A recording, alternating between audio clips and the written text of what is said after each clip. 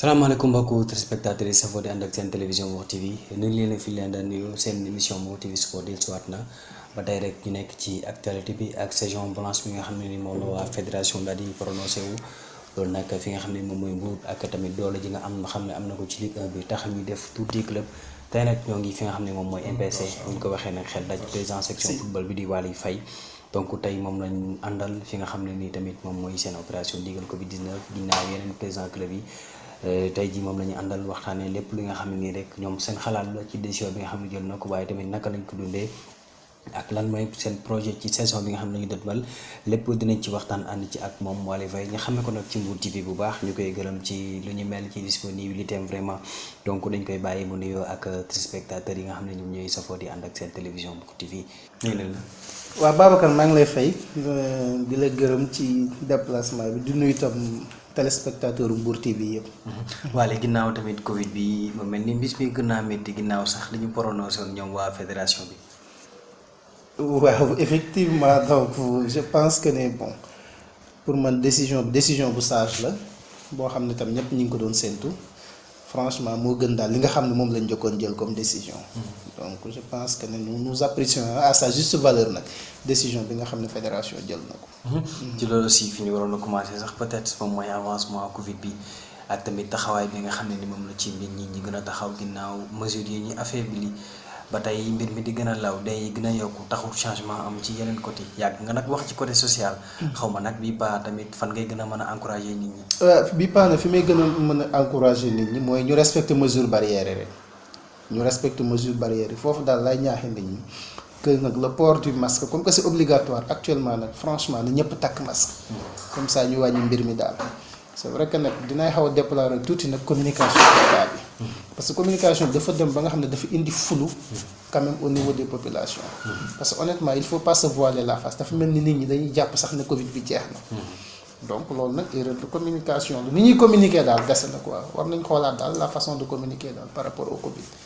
parce que boo xoolee nit ñi ni ñuy doxee franchement dundatuñu coronavirus. et c'est déplorable nag. la faute kii fan lañ ko mën a situer. donc y a un sérieux problème nag par rapport à la communication. parce que taxaw rek chaque jour nga ne temps de cas lañ am temps de guéri taxaw chaque jour temps de cas temps de guéri je pense que ne daal waroon nañ xoolaat nu ñuy améliorer communication bi daal. wax de telle sorte que les populations se sentiront visées ils se sentiront imprégnés donc ba nga xam ne daal dinañ gën a gëm affaire bi donc mu tere ñu dund mu bañ ñu tere vaquer à nos occupations mais tout en respectant les mesures barrières. ci loolu si ñoo ngi ci tamit Covid ba léegi décision yi di gën a law à travers la fédération ñu daal di jël décision prolongation saison bi par rapport ak yeneen décision yi nga jëloon boo doon concrétiser wala ngay analyser différentes décisions yi nga xam ne ni waa fédération jël nañ ko ci Covid bi c'est positif wala c'est négatif. je dirais que bi ñu mujjee jël tane na surtout que nag mais nag j'admets volontiers que tam ba tey am na ay rectificatifs yi ñu war a def.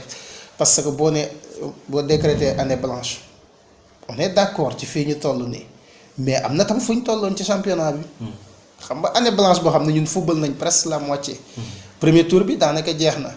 donc te fi ñu ci tolloon quand même il faut pas se voiler la face même bu ñu continuer woon kenn mënul dab Tëngéej. décréter année blanche d'accord mais ça crée Tëngéej champion équipe champion. créer vice champion Jaraaf defe naa moo ci topp. comme ça ñooñu dañ mën a représenter dignement le Sénégal sur le plan africain en quelque sorte. mais boo ñëwee itam décréter année blanche toog ba pare daal di génn Tëngéej ak Jaraaf ne ñooy représenter le Sénégal sur le plan africain dafa bëri cacophonie daal en quelque sorte. loolu yëpp day indi li may wax toujours li may déplorer ñàkk a diisoo bi franchement football surtout football Sénégal dafa nekk loo xam ne dañ ko seq. ñi ko seqante nag les acteurs il faut ñuy toog di weccoo xalaat. di waxtaan. loolu mooy indi lii mais décision à huis clos yi ak yenn décision unilatérales yi franchement lii rek lay indi ay incompréhension. donc pour yow erreur la ñu choisir ñaari club bi sans pour autant ñi titrer leen. man j'aurais préféré quand même ñu titrer Tëngéej. balaa ñoo dem ci quoi que ce soit. parce que tamit foofu ay champion ñoo fay daje. effectivement nga ne nag Tëngéej c'est l'équipe championne du Sénégal. parce que naturellement ça c'est l'équipe championne. parce que li ñu am ci point ak fi ñu tolloon kenn mënatu leen woon dam. loolu moom y a pas à chercher de midi à 14h. donc waroon nañu titrer Tëngéej jox ko titre champion su boobaa nag dina gën a redorer suñu football bi mais j'apprécie quand même par rapport ak ni nga xam ne tam ñoom tam analyser nañ ba dellu si parce que nit tam décision bu amee doo jël rek ne lépp négative. donc vraiment y a quelque chose de positif le fait que ñu décréter année blanche c'est 1000 fois mieux que play off ak play down ñu bëggoon football loolu quoi. kon jàpp nga ne peut-être revendication yi ñu doon def ci play off play down yi moo ni lu ñu mel. Affirmatif xam nga sama dernier interview je l'ai fait avec vos confrères de ATV. nee naa je les avais dit que le président Augustin Senghor bëgguma sax di personnaliser mais c'est un intellectuel quand même. Un avocat de surcroît donc je pense qu'il réfléchit bien te ni mu demee woon je serais quand même très surpris mu camper ci position am rek taxaw foofu.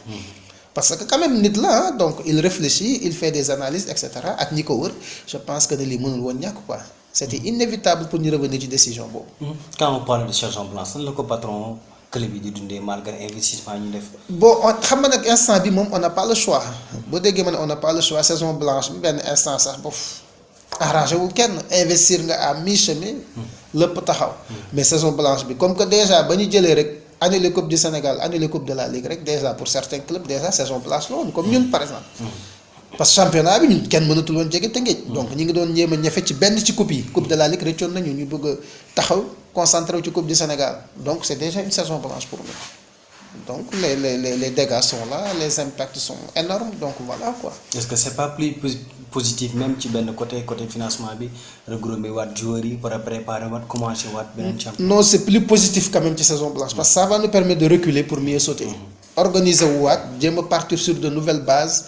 et on a aussi le temps pour réfléchir mûrement jéem a organiser waat suñu club yi parce que ni ma la koy waxee rek la gestion des clubs c'est pas aussi évident c'est trop compliqué c'est compliqué et complexe à la fois donc bi fi Covid bi jaaree nag c'est devenu beaucoup plus compliqué encore donc xam nga donc compétiratoo amatoo benn ressource et cetera alors que tu as des contractuels des salariés yoo xam ne da nga war a wàcc ak ñoom c'est super compliqué donc vraiment nous apprécions saison blanche bi ñu def nous apprécions aussi.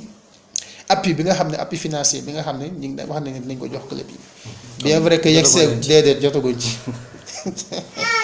xam nga en ce moment là nag doon na baax torop ñu jot si au moins soulager suñu joueurs yi surtout à l'approche des fêtes xam nga Sénégal dëkku fête la et cetera donc voilà quoi. nous les présidents moom vraiment nous souffrons le martyre en quelque sorte donc xam nga comment ça se passe ici quoi au Sénégal. mais sant yàlla alhamdulilah. ci loolu aussi est-ce que du am conséquence parce que Tëngéej moo waroon def gisoon nañ daaw. mu forfait woon compétition bi mu waroon dem en Afrique est-ce que boo amul appui bu dëgër. appui boobu nag là aussi je vais revenir là-dessus Tëngéej balaa ñoo dem il faut que la fédération bu ñu nax suñu bopp. lekkati neen moom naxuli bay ni ko olof di waxee. Tëngéej moom balaa ñoo dem ils vont partir sur de nouvelles bases déjà dégg ngeen leen commencé nañoo ñaxtu. li taxoon ba demuñu daaw ba léegi jóge fi donc il faudra que dem pour l'appui. foofu sam c'est au-delà de la fédération il faut état parce que boo xasee génn rek. nekkatul Tëngéej mooy génn c'est le Sénégal qui sort. donc ci côté boobu war nañ ci mën a appuyer bu baax parce que je te donne un exemple ñun l'année passée ñun ñoo génnoon année bële l'année d'avant. bi ñu jëlee coupe du Sénégal bi mais c'était trop compliqué c'était hyper compliqué. l'appui financier qu'on a reçu c'est très maigre par rapport aux dépenses yi nga xam ne moom lañu réaliser foofu. loolu ba tey dafay poser suñu problème mu football moo tax jafe-jafe yi ñu am yëpp ñu koy am. ñun bi ñuy taseek RS Berkane. ñun par exemple ñun li ñu dépensé yëpp ñoom moom la ñu yoroon comme argent de poche bi ñuy ñëw di football si fi match retour. donc comparaison n'est pas raison certes mais nag suñu football daal vraiment war nañ ci taxawaat bu baax. foofu la ñuy accentuer ci côté état bi rôle bi nga xam ne tamit wala part bi nga xam ne nii sport bi am na ko ci plan Sénégal émergent bi est-ce que mu ci gis boppam. non là moom je dis bien non loolu moom gis ñu ci suñu bopp j'apprécie beaucoup nag pose première pierre stade bi nga xam ne moom la ñu war a def Diamniadio mais ci beneen interview waxoon naa carrément aussi que ni liñ fay investir jëloon ko tasaare ko ci stade yi ñu am yëpp rénover leen moo gënoon fuuf daal sama avis la stade bu bees moom kenn du cracher dessus mais mënoon nañoo wàññi itam degré d'investissement bi daal di réfectionner suñu stade yi ñu am. par rapport ak rôle bu ñuy jouer aussi ci sport en Afrique war nañu mën a am beneen infrastructure bu répondre à notre niveau. mais bien évidemment parce que tey jii Sénégal ñun kañ la ñuy organiser coupe d'Afrique. on parle de 2021 2025. c'est pas possible. pourtant le Sénégal est candidat en 2023. 2023 pour moi c'est trop court ci ban stade la ñuy compétir 2023 c'est dans 3 ans ça c'est des infrastructures trop lourdes en termes de financement et sur le délai sur le timing est-ce que dinañ am temps pour tabax autant de stades donc voilà quoi. voilà même pas benn stade bu répondre bu mën a tenir déjà benn compétition parce que déjà suñuy football ñu ngi koy defee la plupart ñu ngi doon recevoir Thiès est-ce que déjà à ce niveau dina mën a tamit. non Thiès moom juste pour recevoir ay U20 ak yooyu mën na nekk mais une compétition internationale de renommée comme Coupe d'Afrique xajul Thiès. Well, il reste encore beaucoup de choses à faire pour que ñu mën a recevoir au niveau de Thiès. ci loolu aussi saison blanche bi fan lay yóbbu MPC. fenn na saison blanche moom yóbbu ñu fenn na donc du ñun dong ñoo koy dund. non je parle de côté financement ak côté tamit préparation saison prochaine. ça nous a permis quand même de souffler. donc et de repartir sur de nouvelles bases. toog waxtaan nag càmbaraat suñu bopp xool fi ñu taxawee woon. liñ jot a def niñ ko defee ak nan lañ war a déparaate pour que par exemple yenn jafe-jafe yu ñu amoon ñu bañati koo am yenn problème yi ñu rencontré woon tam ñu bañati ko rencontré. vous avez aussi des partenaires est-ce que partenaires yi am na lu ñuy joué ci. effectivement le partenaire quand même c'est un partenariat solide boo xam ne ñu ngi ciy waxtaan ñoom déjà donc ñu ngi doon waajal sa seen retour bi ñu déggee play off yeeg play down yi. mais actuellement tam ñu ngi waxtaan pour xool nan la ñu am trouver la meilleure formule pour que l'année prochaine ñu départ quoi sur de bonnes bases. donc partenariat bi moom am nañ ci yaakaar bu baax parce que jot nañ fi am expérience am na lu ñu fi jot a dund. donc loolu ñoom dinañ ci jànge pour jéem a améliorer wu.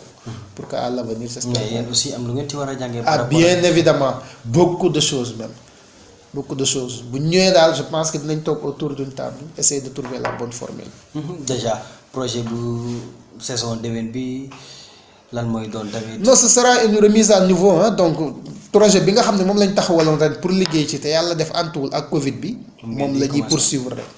moom la ñuy poursuivre moom la ñuy remettre sur la table certes nag dina am ay améliorations yu bari yu ci am waaw. parce que peut-être des nouveaux recrues par rapport ak. ah mais évidemment loolu il le faut impérativement surtout que am na ñu fi nekkoon tey jii dem bëgg a dellu si waat donc ci suñu cadre yi et cetera. donc am na ñoo xam ne am si des joueurs de renommée yu nekk si yeneen club yoo xam ne ils sont intéressés par MPC. d'ailleurs déjà là sax commencé nañ ci waxtaan ak ñenn donc je veux pas citer des noms mais ñun déjà commencé nañ liggéey ci loolu pour préparer suñu saison daal. 15 juin bi gisoon nañ fa Mbaye Diouf Faye est-ce que Mbaye Guèye Faye Mbaye Diouf Dia est-ce que ça signifie que dañuy dox tuuti ci projet pour fusionner ñaari club yi. mais c'est très normal ah 15 juillet bi moom. ça n'a rien à voir ça ak fusion ñaari club yi on a toujours été là-bas parce que daaw Mbaye était empêché maa fa nekkoon. maa ko fa représenté woon. ren tam man sax maa war a ñëw mais j'étais empêché moom mu ñëw malgré son emploi de temps trop serré. donc loolu moom c'est une histoire de Mbour c'est une histoire de football donc nekkul loo xam ne rek affaire de stade de Mbour la stade de Mbour ñoo ko bokk ñun ñëpp parce que ñun ñëpp ñoo bokk dëkk. la justice est trop lente. ba pare affaire bi tam dafa doy waar xam nga Sénégal tam du ñëw politique rax ci ak leneen ak leneen. mais je pense que ne daal heure bi waroon na fekk loolu passé bu yàgg waruñu nekk ci ay deuxième anniversaire alors que cette histoire là n'est pas encore élucidée. sama troisième du moins maanaam deuxième. donc je pense que ça a trop duré donc douleur bi dafay des toujours je pense que ne donc justice doon na nekk li nga xam ne mooy apaiser douleur bi parce que nekk na loo xam ne nguur mënu ko fàtte day laa yow mi tiit donc réparation bi mënu ci ñàkk. te réparation boobu justice rek moo ko mën a indi du xaalis bu ñuy jox nit ñi. wala ay xaalis yu ñuy jox famille yeeg yooyu ça ne fait pas revenir leur mort et il faut que d'emblée dans ce pays que justice soit faite que mu bañ a am ay actes impunis parce que su boobaa tam répétition lay indi rek donc voilà quoi. ci loolu aussi ñoo ngi ci presque tamit fin déjà saison yeneen tamit su doom yi nga xam ñoo nekk bitim réew gis nañ Angleterre tamit suñu taxawaay bañ fa am mais déjà d'abord football de manière générale déjà entreprise la. mi ngi dimbale état ci wàllu emploi des jeunes nangam est-ce que de ce côté taxut mu gën a mën a répondre concrètement ci côté tamit reconnaissance de la part de l'état parce que gis nañ aussi ci Covid bi. li ci footballeur yi def. acteurs football yi gis nañ taxawaay bañ ci am. donc ça doit être une occasion état gën a leen a mën a bàyyi xel. bon en fait loolu moom c'est le débat de tous les jours. donc parce que man wax naa ko ba ci beneen interview par exemple boo jëlee dëkk bu mel ni Maroc l'État a imposé à certaines grandes sociétés ñu sponsoriser le football sponsoriser yenn club yi mais xoolal tey fu mel ni Mbour xoolal réceptacle hôtelier bi nekk fii wax ma rek ban hôtel moo sponsorisé benn club bu Mbour fii amul même suñu regroupement yi foofu c'est payant suñu regroupement yi c'est payant donc accordé lu ñu benn faveur ça moom sama baat ci kaw moom lépp lu ñu fay def dañuy fay même bu ñu dee am réduction tam dañuy fay donc ce faisant nag mi ngi noonu daal en tout cas daal le sponsoring ne suit pas notre football les moyens ne suivent pas aussi donc c'est trop compliqué donc là comme j'ai l'habitude de le dire le football sénégalais ne vit que de la poche des présidents loolu moo fi am président yi ñooy làmb seen poche di joxe. mais est-ce que ça va continuer jotul aussi. non mënul continuer loolu dafay dàkk parce que nii moom bu laa ci xamale ku amul partenaire bu solide amoo sponsor da ngay disparaître. parce que ces investissements trop lourds loolu nit attanu ko wala mën nga ko démarrer mais du am mujjantal mën na am njëlbeen mais du am jeexital. parce que am na loo xam ne tam mënul nekk ku nekk xam nga la poche moom elle est trop limitée. donc la poche de quelqu'un elle est trop limitée. mën na am looy mën tey doo ko mën suba. benn instant tam ñun ñëpp ay pères de famille lañ ay soutiens de famille lañ ay chefs d'entreprise. parfois tam da nga dem ba nga xam ne da nga sacrifier sax say employé ndax football. benn instant nag est-ce que ça vaut la peine. bëgg rek moo ñu ci dugal ak passion. mais nag c'est trop compliqué. trop compliqué. ci loolu aussi on va prendre l'exemple des supporters. par rapport ak yéen président yi sacrifice yi ngeen ci def est-ce que y a une considération de retour par rapport ak supporter ni ci club bi wala ñi wër club bi aussi. waaw satisfaction mi ngi ci parce que lu mën di xew ku def ak ku deful di nga sentir par rapport ak say supporters ak say sympathisants proches amour ak engouement bi ñu am ci club bi. xam na loo xam ne c'est naturellement ça sort naturellement. je te dis que ne même di nga gis ñoo xam dañuy bokk ci club bi gedd mais buñ équipe bi football duñu am jàmm fekk match bi jeexul. même bu ñëwul sax chaque instant ñi ngi s'enquérir ci situation bi. donc voilà quoi donc xam nga kenn du bëgg a bañ. donc mais retour boobu am na ci te donc ren nag macha allah côté MPC moom vraiment chapeau au comité des supporters ça moom je le dis toujours donc ñoom ils ont été vraiment présents ils ont été là. honnêtement. ils ont été là ci loolu aussi tamit ñoo ngi ci beneen tournure jógee mu nekk tamit peut-être une phase de trahison peut-être phase bi vacances yi dina gën a yàgg par rapport ak yeneen yi. démarrage bi octobre la ñu wax est-ce que am na possibilité. octobre waaw ça dépend ci Covid bi ni muy doxee nii mais je pense que liy xew nii à l'extérieur itam jàngal nañu. Angleterre il joue. l'Allemagne moo njëkk a démarré. donc voilà léegi Espagne partout on joue à guichet fermé. donc amul spectateurs yu dugg ñaan ñu ko yàlla ñaan nañu yàlla balaa bu ñu génnee tabaski balaa fin août xëy na Covid bi jóge fii. donc loolu la ñuy ñaan yàlla mais bu fekkee tam mara détaillé c'est pas le cas aussi on va trouver des formules on va vivre avec. c'est pas le choix. c'est le même cas qui possible au Sénégal ñun mën nañu football avec des guichets fermés malgré tamit. c'est que ñun dañu alarmé wu torop ci Covid bi waxuma ne ñu soofantal ko wala amul. mais tey jii ñii ni ñu koy dundee bay football nous avons une bien meilleure situation que. dañ sant yàlla lu mën di xew on n'a pas des milliers de morts quoi qu'on puisse dire par jour. donc bien vrai que benn bakkan bu waddu rek musiba la. perte énorme la mais comme comparé ak li xew ci àdduna bi je pense que y a pas de quoi s'alarmer. nañu respecter mesures barrières yi ku nekk fagaru parce que moo gën faju na ku nekk fagaru laal alcogel raxasu takk masque respecter distanciation bi donc loolu lu mënul ñàkk la mais il faut vivre avec le Covid. loo xam ne daal xamuñu fu mu jëm da ngay ànd ak moom doo toog di ko xaar. merci yéen feebar ak fii peut-être. looloo ma ci naqari li ci doy waar nag mooy tey jii ñu ngi ci nawet te ñun Afrique xam nañ li ñu gën a sonal mooy paludisme. mais campagne de sensibilisation bi daan am ci paludisme bi sa Covid bi du ko suul. néew ma amul mais heure bi daan nga dégg distribution de moustiquaires imprégnés. et cetera les moustiquaires sont gratuits chefs de quartier tout le monde était imprégné mais man dégguma benn campagne de sensibilisation ci paludisme bi. et c'est déplorable. et je ne pense pas que ici en Afrique le Covid a tué plus que le paludisme. loolu moom mi ngi noonu donc parfois aussi ñun Afrique li ci déplorable mooy dañoo indépendant wul ba tey. nous faisons parfois du suivisme comme je ne sais pas tu m'excuses du terme comme un mouton de Panurge. donc warul nekk ñun Covid bi damay yaakaar ne Afrique dafi jaroon jaare sax rise up jóg. définitivement. parce que bi mu amee observateur dañu woon bu duggee Afrique il va faire des millions de morts. c'est tout à fait le contraire.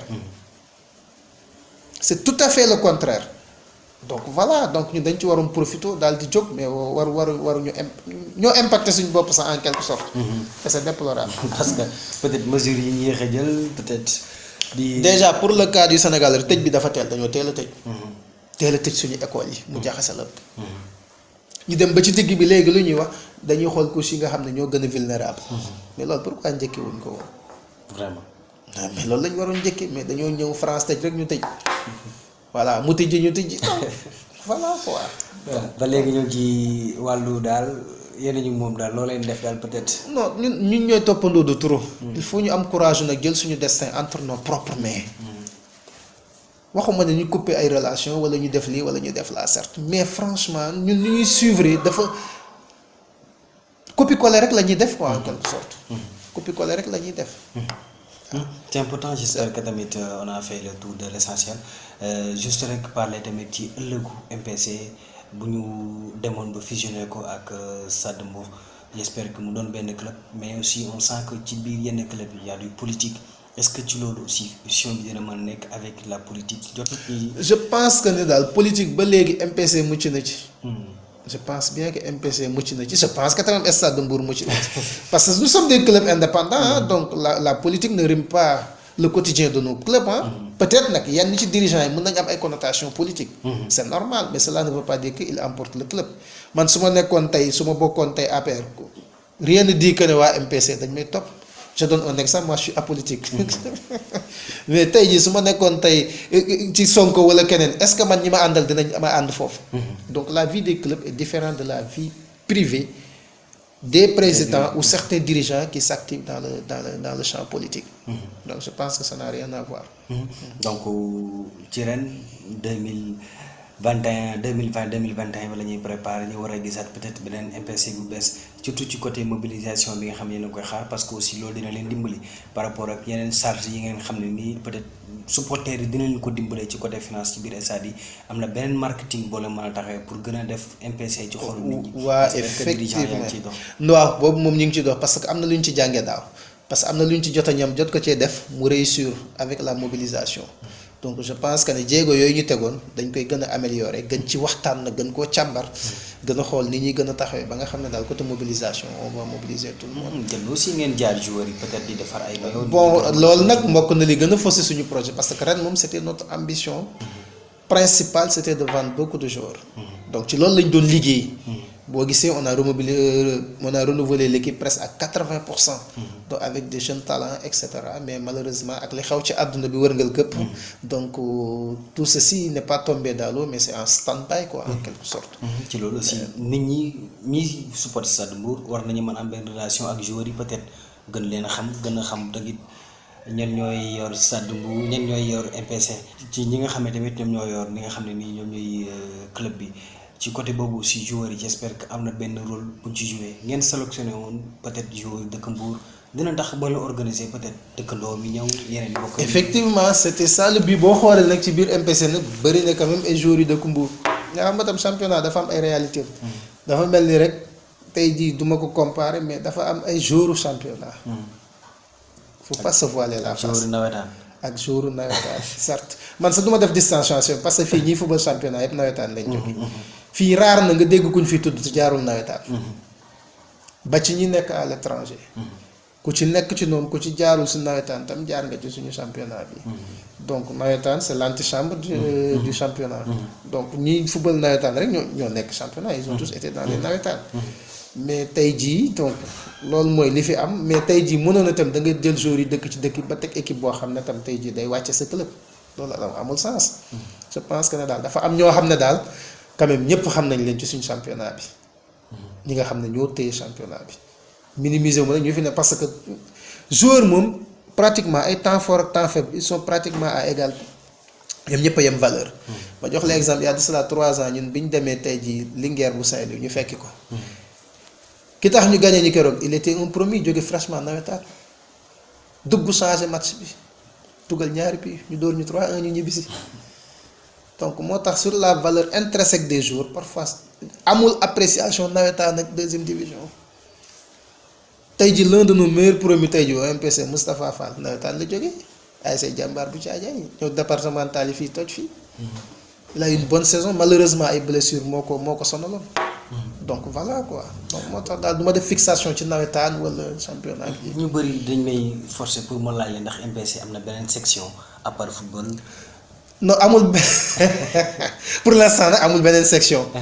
quand on parle de MPC il y a que du football. mais am na benn équipe la aussi amul baa amul équipe nationale amul MPC comme équipe bu nekk en formation petite catégorie. ah si.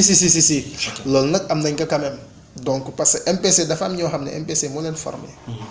fa ay booy yoo xam ne fa lañ defee seen cadet junior et cetera. kon mu ñoree mu ñam. waaw ñii macha allah ñi ngi ci malheureusement championnat bi doxul mais bu doxoon tey ba ñu football coupe du Sénégal cadet ak junior di nga gis lu extraordinaire ci MPC. à ce niveau aussi war nañ ci dox comme ça. ah côté boobu moom franchement mooy credo MPC c'est pas pour rien qu'on appelle notre président monsieur petite catégorie.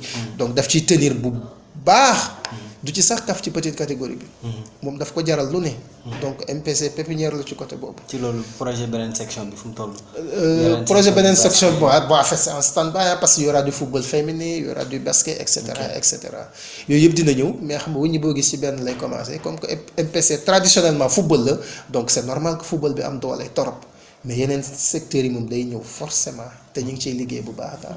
on dit que projet ASC la bu ASC bu ñëw ba club la donc.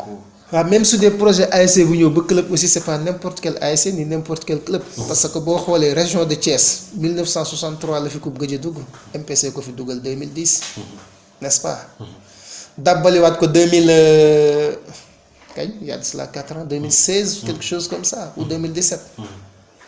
donc je pense que ne tey jii tey booy xool en termes de palmarès. MPC moo trophée dans la région de Thiès. ci Sénégal ci 10 ans yii mujjee. li fi MPC def benn club def ko fi. on a été 3 fois finaliste coupe du Sénégal remporté ko 2 fois dem ñaari campagne africaine wax naa ko ci benn plateau Ndofène na ma Jaraaf tam def na ko mais ba tey d'accord ma ak moom donc voilà quoi je pense que ne loolu daal MPC moo ko fi def moo fi def ñaari campagne africaine donc football fi coupe du Sénégal 3 fois gagné ko ñaari yoon perte ko benn yoon. ci diggante bi tam perte nañ ko fi ñaari yoon demi-finale ak benn yoon quart de finale. donc c'est pas un petit club quoi. machallah on touche du bois aussi à part le Jaraaf ak les clubs nouvellement installés MPC doo nga fi wàccagul 2e division. donc li may wax nii nekkul lu may inventé c'est écrit noir sur blanc l'histoire est là ñëpp xam nañ ko donc MPC quoi qu'on puisse dire équipe bu koñ laa club de nawetaan la bu yegg dem. mais suñ nekkoon kon beneen équipe kon xàllaaw. kañ lay yéeg Ligue 1. MPC 2010 2009 la jógee yéeg Ligue 1 année bi ñuy yéeg Ligue 1 année boobu lañ jël coupe du Sénégal. on était en 2e division bi ñuy jël coupe du Sénégal. ci la ñuy gagné Jaraaf mooy série de penalty bu gudd ba rek. mi ngi noonu ci lañ gagné Jaraaf. année ba ca topp ñu final waat ko Casa ñàkk ko. ñu ñëwaat bi ñu tasewaat ak Stade de Mbour jëlaat ko. donc voilà donc c'est pas une mince affaire quoi. te chaque année nga dégg nag MPC nangam day wàcc day lii gis nga mais toujours voilà quoi. ñu ngi xeex pour maintenir au moins. waaw loolu moom franchement maintien moom toujours on se bat pour le maintien. donc mais daaw lañ battre pour le même mais daaw jéeg on était loin te ren sax ni mu tendance bi demee woon nii tam donc nekkul woon ne dañuy sonn ci dernière journée yi pour ñu battre pour le maintien parce que suñ match yi gënoon difficile def nañ ko. pratiquement on restait entre Dakar et Thiès. parce qu'on a déjà fait Ziguinchor on a fait Ndiambour donc voilà te teg li gën a garaaw ñun génn yi gën a sori sa fa lañ gagné. Ndiambour 2-1 Casa 2-0 te yëpp à l'extérieur vraiment c'est des victoires. pare ak ay foqati yu neex yu ñu fi am. contre Pikine donc 1-1 contre Jaraaf yi aussi 1-1 93e minute. donc voilà quoi. je pense qu'on était sur la bonne voie. contre Stade de Mbour nag ni muy demee neex na ma nañuy témboo rek jàmm yi am. loolu yëpp mi ngi ci mais ça donc là aussi le comité de supporters daf nañ ci tam liggéey bu am solo. parce que ñoom ils organisaient des séances de thé yoo xam ne dañuy dem di rendre joueurs yi. rendre visite joueurs yi toog waxtaan ak ñoom loolu dindi na benn kumpa te tax na joueurs yi gën a jege seen équipe. donc loolu am na ci donc c'est vrai que nag ñun tam am nañ rôle bu ñu ci war a jouer. par exemple li ñu daan def le temps mayuñu ko woon ren parce que MPC ni mu daan def da daan organiser cérémonie bu mag fële si bayal bi def présentation de l'équipe jour bu ne ñu jox la sa maillot. noonu lañ ko doon defee. mais ren nag c'était court on avait beaucoup de boulot à faire avec l'arrivée de nos partenaires donc cérémonie de présentation boobu joxuñu ko. mais dañ doon toog jour yëpp ñëw on les rappelle 1 à 1 ku nekk ñu jox la sa maillot sas la ñaax la. donc voilà noonu lañ ko doon defee te je pense que ne loolu bu ñu ko defoon d'autant plus que yooyu ñëppay ñëw. donc nit ñi doon nañ gën a familiariser ak joueurs yi quoi. est-ce que objectif recruter joueur Mbour bokkul ci sa canal seen poche joueur bu ñëwee ngeen jël ko mu football ngoon jot mu sangu dem ñibbi. non loin de là parce que ñun tey jii charge yi ñu amoon moom la ñu am ba tey. on a un siège opérationnel et fonctionnel qui coûte excessivement cher te siège ba am na joueurs yi dëkk Mbour yi fa dëkk. donc on n'a pas ce souci là. surtout que football passion la rek. ba pare ñun liñ ci gis mooy dimbale doomu aadama ak jàppale ay xale yoo xam ne tey jii foofu lañ yaakaar. donc engouement boobu ak yéene boobu nga am ci xale yi dañuy dem ba nga xam ne da nga leen jàppe comme sa doom yooyu jur yéene boobu moo ñu siy dugal bëgg tam ñu tekki ku ci nekk naan dama bëgg a tekki dimbale samay waajur donc loolu tax ñun duñ lésiner sur les moyens pour le faire donc moo tax sacrifice yi ñuy def yëpp tam ñu koy def donc sacrifice yi ñuy def yëpp loolu moo ko waral daal. est-ce que ngeen ci am des retours positifs aussi. xam nga nag ñun li tax tey jii muy le président Mbaye Diouf Dia muy man muy keneen tey jii xanaa mu nekk lu ñëw bettuñu rek wala lu yàlla indi pour fayee ñu ko effort yi ñu ciy def mais defuñu pour séntu ci dara.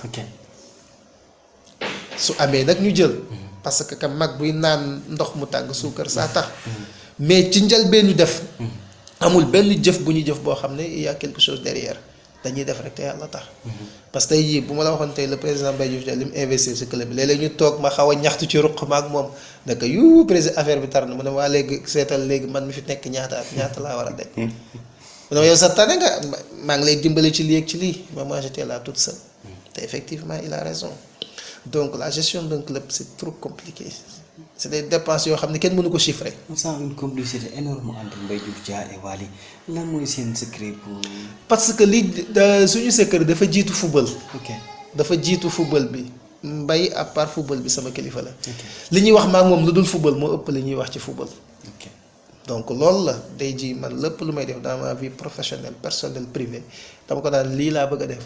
ni ma lii def ko lii bu ko def donc li ñu seqante moo jiitu football donc moom sama nijaay la sama mag la sama kilifa la ba pare tam sama xarit la tam parce que xam nga nit am na fu ngeen di toll ngeen di diisoo ci yenn yi gëm naa ne dinaa wax Mbaye lu ma dul wax kenn mais noonu laa gëmee ne tam mi ngi may wax moom tam lu mu dul wax kenn donc foofu boo fa àggee ak nit ki rek c'est forcément complicité day ñëw tey Mbaye boo demoon ne ko waalee wax lii danaa la ah boo waalee ko wax xaar ma jël téléphone bi woo ko boo demoon tey toog ne ko waalee wax lii ak lii ak lii danaan la lii waalee ko wax lii waalee ko wax lii waalee wax ko donc mi ngi noonu quoi boobu complicité nag la ñu am ku nekk xam na kan mooy kan donc loolu dong moo ci am solo donc je le salue au passage c'est un homme exceptionnel et extraordinaire benn défaut rek la am il est trop généreux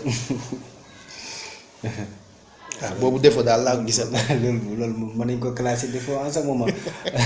défaut la parce que non pour man nag défaut la. il est trop généreux. boo ko joxoon léegi 500000 ne ko pour club bi la fexeel ba bëgg ko jox stade balaa mu génn dina ko séddale balaa mu yegg këram. ak loolu nag bon c'est un défaut positif mais noonu la ko yàlla bind noonu la mel kenn mënu koo changer nag. parfois ma ñëw kaas de ko après lii waroo ko def lii waroo ko def lii non mu ne waa non grave am problème waa d'accord sax mais bu koy def sax du ko tey c'est naturel en lui. moo tax dañ koy comprendre rek quoi. c'est important j'espère que tamit nous sommes au sommet de notre interview juste rek bu dee am nga point bu xam ne nii bon c'était l'essentiel bu la jege woon lool ñu waroon koo laal peut-être te suñu xel yeggu fa. xanaa wax rek Covid bi mi ngi fi. na gars yi respecter gestes barrières. c'est important. mais nag quoi qu'on puisse dire il faut vivre avec. loo xam ne daal ka moo kañ lay jeex te fan lay dem te état bi tam ñu xoolaat seen plan de communication bi. waaw je pense que la communication daal fait défaut. parce que honnêtement boo xoolee tey les populations est-ce que ñu ngi toogati sax di xool nombre de cas yi par jour ak nombre de guéris rek nombre de kii pratiquement nit ñi dañu commencé désintéressé wu. ci positif dañ ko commencé di ko soofantal. donc et c'est dangereux quoi. te foofu la danger bi nekk. mi ngi fi am na quoi qu'on puisse dire mais nag. dañu xool daal li ñuy dundee ak moom. moo fi sës. lan ngay jeexale. xanaa di remercier mbokku téléspectateur Mbour TV yëpp. di la remercier di remercier sa caméraman. di remercier technicien yëpp. tey ñaan yàlla nag julli gi ñu jub si. yàlla yombalal ko ñëpp. moom mi nga xam ne dara tëwu ko. bañ julli ko si jàmm. te bu julli gi jeexee. vraiment mu yóbbaale Covid. voilà ñëpp mën a jàll seen i activités. dëgg na boobu ba koor gi bàyyi ko fi moom war na ànd ak. waaw léegi moom na ànd ak tabaski bi comme ça nit ñi mën a màggale si jàmm. donc nit ñi mën a gàmmu ji si jàmm. sama mbokk soose yi mën a kankuraan ci jàmm. xam naa boobu moom ñëpp bëgg nañ ko dégg. vraiment waaw yàlla na ko yàlla def. jërë ngeen jëf téléspectateur mi ngi noonu ñu koy gërëm di ko sant moom Wally Faye moom la ñu àndaloon seen tey Mbour TV Sport xam naa nag tàmm ngeen ko gis ci seen kanamu écran télévision Mbour TV tey nag mu del si waatoon rek wax ci li nga xam ne moom mooy ëllëgu MPC waaye tamit projet yi nga xam ne dëtmal nañ ko pour saison bi nga xam ne tamit la ñu dëtmal donc téléspectateurs yi ñu gërëm moor mi nga xam ne moom la ñu àndaloon ci caméra bi di leen jox daje beneen émission ak beneen invité ci beneen thème jërë ngeen jëf